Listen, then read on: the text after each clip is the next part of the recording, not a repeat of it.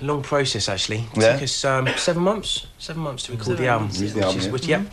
Which is quite a long time. Yeah. We had most of the songs written because we're actually all friends from school. So we wrote most of the songs at school. Very academic, you lot, in fact, though. Well, it used to be, but I've kind of forgotten it all now. So. But daunting when I have to interview academics because it makes me look like a complete idiot. Don't need to be intelligent these days to get qualifications. Oh, right. Fair enough. Yeah, sorry. Yeah, so and then even after the album was recorded, we still didn't really do a lot of promotion abroad for quite a few months, and now things are going really well. Right. So when you were all doing your studies, was music a secondary thing, or was it always up front a major thing? Eh? It was, yeah. I think we sort of believed we had the ability perhaps to be in a successful band, but you don't ever believe it's really going to happen, you know. So we thought, okay, that probably won't happen. Keep it as a hobby and concentrate on a career. So yeah, career was first, and we all went to, you know, apart from John, we all went to university and got degrees and stuff, and you know. But it just a bum. Yeah. But it just happened. We were lucky, and we got a record deal, and then we forgot. I think it's when we came out of university, we all tried to get jobs, and even with degrees, we couldn't get jobs. We thought, well, we better go for the music again. Then. Right. Sort of fell back into it. Okay, so back to the album. The songs. I mean, had you written all the songs by the time you were going to do the album? Pretty much, yeah, because we've been looking for a record deal for about 3 or 4 years, so we had quite a lot of stuff we could choose from, yeah. So most of it, we wrote a bit of it, you know, when we were recording it, but most of it was written before. Okay, before you got the recording deal, what sort of gigs were you playing? Small ones. Small ones, yeah. Well, they all started small, you know. It was like, hi, Mum and Dad, yeah. And, you know, I get like my grandparents turn up. Yeah. Mum come in with a Zimmer frame, you know. Our first gigs were school gigs that John used to organise balls and parties. Right. And we used to play at those, just used to doing covers and stuff. Yeah. And then we got a bit more serious, started writing our own stuff, and just played the London circuit. So we just played places called the Orange and Mean Fiddler, which are just 200 seater venues. And that's where all the A&R men supposedly go. They didn't really come and see us, but it's pretty ironic actually. Since we've had the deal, we've done less live playing than before, which is, you think it's going to be more music. It's less and less music and more interviews and promotion. But so it's great actually. We've got a live tour coming up. We just can't wait to go out and start playing live again like the old days. You know, like the old days. That's terrible, isn't it? Well, let's go with a track called "Say It Once," and we'll talk more about the album and what it was like to work in London. Here it is, "Say It Once," Ultra. Say it once, say it twice, just say it any way you like it. All right, there it is, "Say It Once" from the Boys' album Ultra.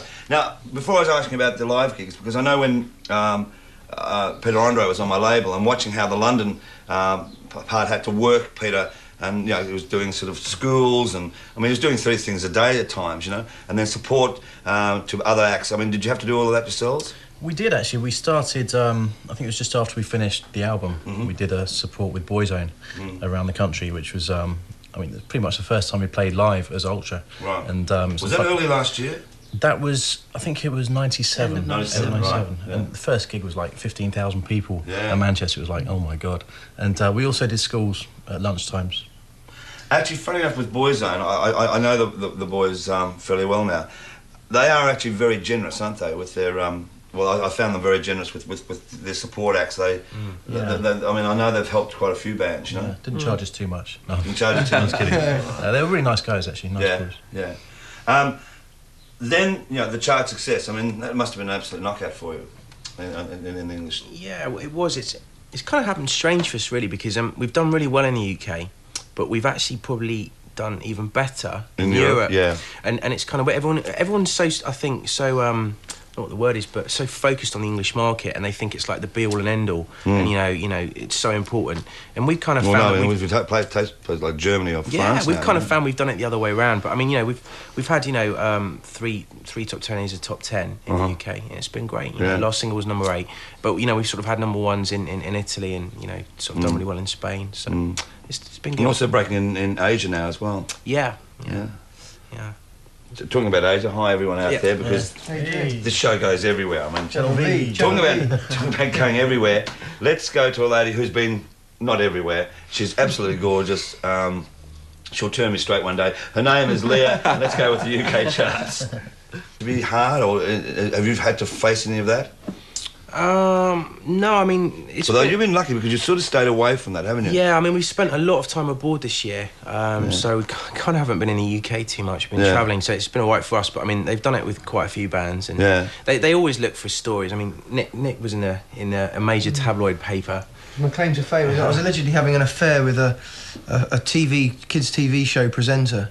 Luckily, it was a girl, which was good. Yeah, and always helps. It was good. She was only 12 as well. So yeah, I got some good cred for that actually. I thought I might as well go with this for a while because my mates couldn't believe it. I'd never met her, you know. Right. Yeah, I know her quite well, but no, it's amazing. I mean, I don't know. The press can make you, but they can just as easily break you. Yeah. But yeah, we try and be nice to everyone, and they're nice to us. So. I mean, watching of how the English press, certainly the year before last, and even the music press. We're getting on to the whole thing with the Britpop and Blur and Oasis. I mean, it almost reached absurd situations, I thought, you know? It's stupid. I think Blur did the right thing because I think they knew they weren't going to win against Oasis in the competition. They kind of sort of stayed out of it, didn't they? And they'd sort of disappeared for a while, Blur, for in a a few way, months. they've kept a steady level, whereas Oasis have peaked and then they've gone below. Yeah, definitely. and Blur, I mean, also broke into the American charts, you know, which was very good for them, you know?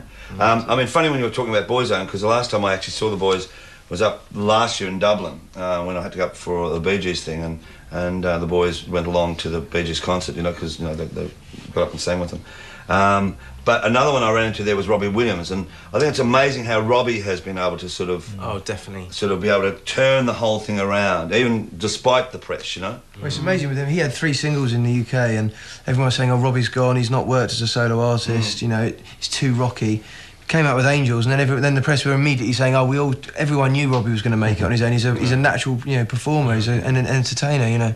So it's like I think he's great what he does. I'm a big fan of Robbie's. Yeah. He's a born entertainer, and he's got some two great albums. Now listen, we'll go to Yes Lou, the Venga Boys' current single. It's been #1 in the UK, and it's Boom Boom Boom. Not Boom Boom. Let's go to my room. It's just Boom Boom Boom. Now. Talking about live, and you were saying about Robbie. Actually, where Robbie amazed me, I didn't even think that he would be able to sort of hold up, because that same weekend that I went to Dublin for the Bee Gees, they were doing a big concert with Verve were on the same show the next day. And in actual fact, Robbie, I thought, Robbie, with 80,000 at this sort of outdoor thing there, some castle or whatever it was, you know. And he was actually the hit of the show. I mean, he went over like a storm with his live performances, you know? Yeah. I think he's just a great character on TV. I mean, the first time we ever met Robbie, we were doing a show called Top of the Pops in England, and he literally came out. He's wearing a suit. You know bags you put suits in? He's wearing a suit, long suit bag, nothing underneath. He said, "I want to do the show naked." I've never met him before. He didn't say hi. He said, "I want to do the show naked. What do you think?" Next thing, he sort of unzips his suit and shows everything, and then turns around and pulls a moonie at us, and then just walked off. That was his introduction. That was cool, you know. It's a good way of saying hi, but. Well, don't worry. I mean, like when the show that that Hey Hey have done, when they first came out to Australia, I'd had partied too much, like the Party Boys, and actually fallen off a DJ console box and smashed my ankle into 23 places, and I was subsequently on crutches, right? And I got to know the boys in London, and I came out here, and the little bugger had gone to Channel 9 Props, had found one of my cowboy hats and a pair of crutches. Came out pretending to be me.